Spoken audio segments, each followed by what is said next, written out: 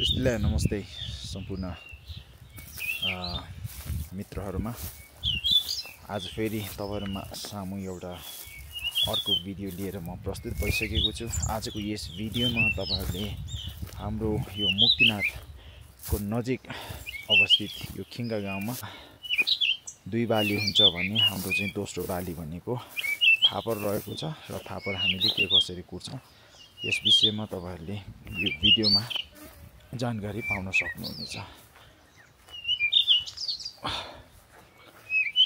हिजो आज हाम्रो यहाँ चाहिँ थ्रेसर मसिनको प्रयोगले र प्रयोगबाट हामीले फापरलाई छुट्याउने गरेका छौं भने यसभन्दा अघि चाहिँ हामीले किलिक भन्थ्यौं, जुन चाहिँ हाम्रो यहाँको स्थानीयहरुबाट बनाइएको एउटा काठबाट बनाइएको एउटा औजार हुन्थ्यो।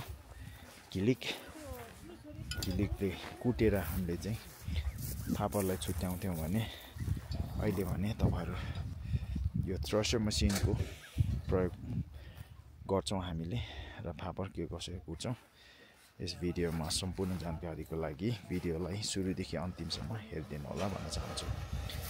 हामीले फापरलाई काटेर यसरी सुकाएका हुन्छौं र यो हप्ता दिनसम्म हामीले यसरी सुकाउने गर्छौं र त्यसपश्चात हामीले कुट्नु भन्दा अगाडि जुन यसरी फिंजाएर सुकाएको हुन्छ यसलाई चाहिँ हामीले यसरी मुठा बनाएर चाहिँ जम्मा गर्छौं र थ्रेसरमा लगेर चाहिँ यसलाई थ्रेसरमा हाल्छौं र फापरहरू छुट्छन्। घाँस एकतिर र फापर एकतिर छुटिसकेपछि घाँसलाई हामीले मुठा पार्छौं भने फापर तपाईहरुले चाहिँ देख्न सक्नुहुनेछ।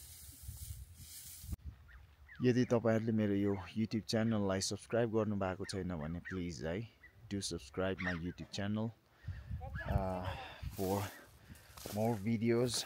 तपाईहरुले भोलिका दिनमा हाम्रो यो मुस्ताङ जिल्लामा तपाईहरुले हेर्न चाहेका या घुम्न चाहेका ठाउँहरुको बारेमा जानकारी तपाईहरुलाई चाहिएको छ भने त्यो विषयमा पनि तपाईहरुले कमेन्टमा लेखिदिनु हुन म अनुरोध गर्न चाहन्छु र त्यही किसिमको भिडियोजहरु तपाईहरुकै जानकारीको लागि र मनोरञ्जनको लागि मैले तपाईहरु सामु भिडियोजहरु बनाएर प्रस्तुत गर्नेछु भन्न चाहन्छु। मेरो YouTube च्यानललाई साथ सहयोग र मायाको लागि सब्स्क्राइब गरिदिनु अनुरोध गर्न चाहन्छु। Thank you so much.